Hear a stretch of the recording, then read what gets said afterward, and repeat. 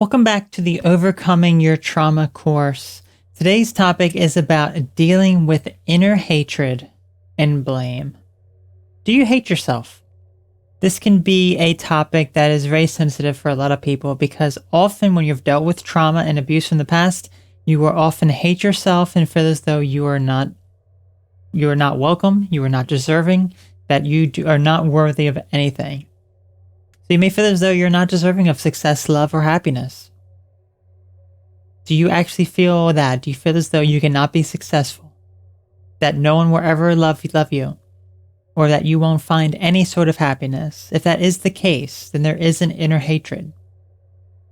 Do you feel as though that there's no way for you to get better?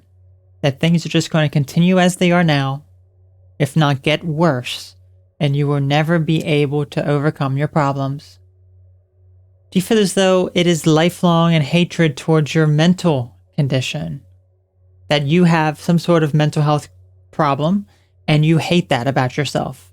That you cannot come to terms with the fact that you have some sort of mental illness or mental disorder, so you hate yourself because of that, because you're going to have it for the rest of your life and never get better? These are all some symptoms of hating yourself, and it is not uncommon for people who have dealt with severe trauma. Often because the abuser, the person who abused you, will instill this hatred within you. They will make you feel as though you are unworthy, that you will never be successful. They will shun you. They will say all these hateful, negative things to you. And when you really think back to the people who have said this to you, you really have to tackle it at its root, because often people who say this have a hatred towards themselves. These can be people who are narcissistic, that they think they are the only right ones, and what they would do is project their own hatred and negativity to you to make you feel worse about yourself so that they feel better about themselves. That's essentially what a narcissist does. So once you're able to reflect back, think about the people who have harmed you, who have traumatized you, and see that very likely they have been perhaps even a victim themselves, but they also have an inner hatred, and that they also have some sort of problem that they are projecting onto you. But as an adult, it is your choice if you continue to absorb that negativity and let it control you. Do you blame yourself for the things that have happened in the past? A lot of times you will blame yourself because of gaslighting from the abuser. It's like, it's all my fault that I couldn't get this job. It's all my fault that my partner left me because I'm not worthy of love because I'm such a bad person. Blaming yourself for things that aren't necessarily your fault. You're not at fault for the vast majority of things that are essentially either out of your control or that happen to you that you do blame yourself on. Now, there are reasonable times to blame yourself and to take responsibility for actions that you have done. But the main one to take responsibility for is if you're still allowing negativity from the past to control you in the present moment. If you're still allowing that, then that is definitely something that you need to tackle. But if you're blaming yourself for various things that happen within your life that aren't necessarily related, to the past, but there is an association there, then that's not necessarily your fault that these things are happening now. But you can take the blame when it comes to reflecting back and allowing the things from the past to control you. So as I mentioned, the abuser will gaslight you.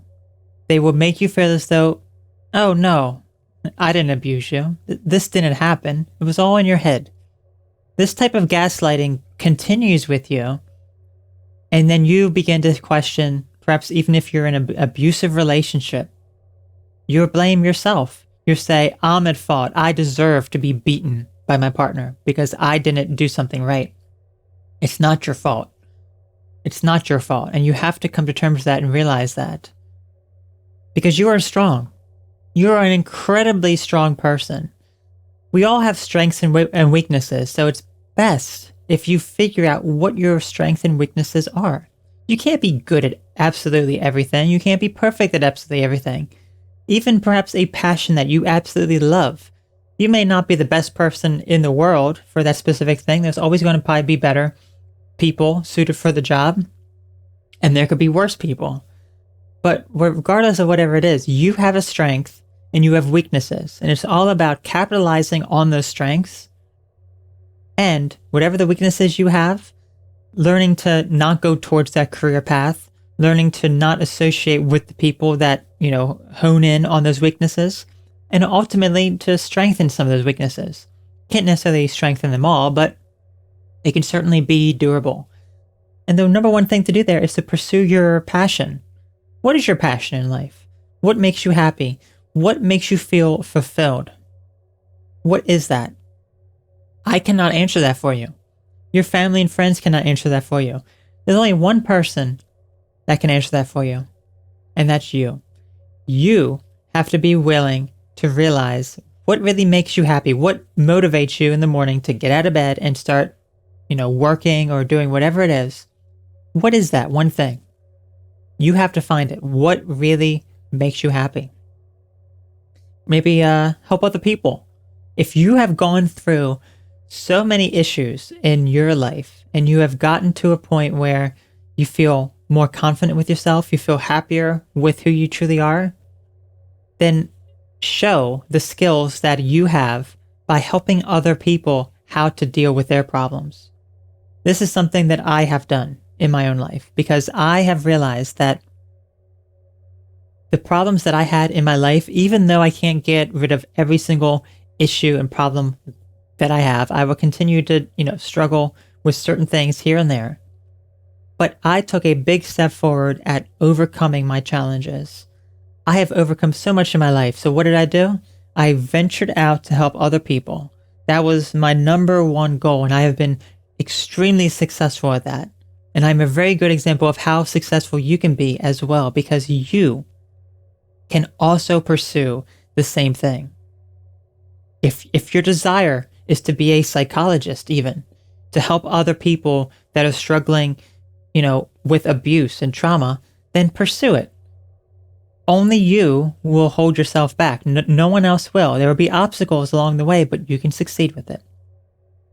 And lastly, you have to learn to love yourself, because where there is success and happiness comes from the deep-rooted love that you have for yourself.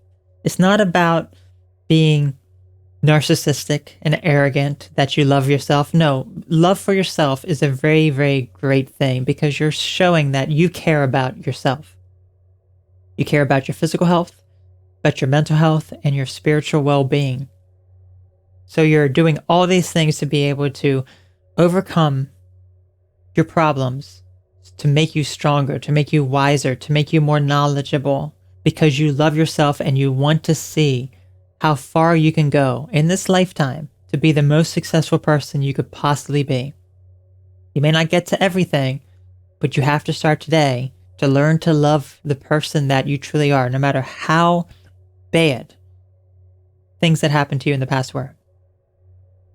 In our next part, we'll be talking about preparing for healing.